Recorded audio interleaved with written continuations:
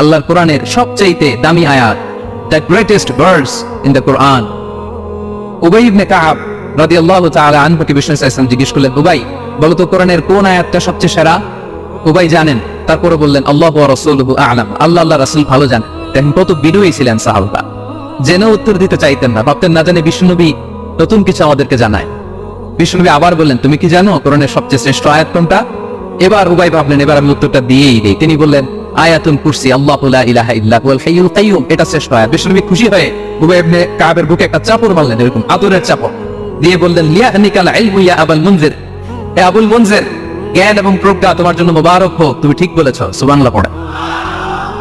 তাহলে এই প্রথম ইনফরমেশনটা আজকে জানলাম। কোরআনের সর্বশ্রেষ্ঠ আয়াতের নাম, সবাই বলবেন একসাথে, কোরআনের সর্বশ্রেষ্ঠ আয়াতের নাম কোন সূরায়?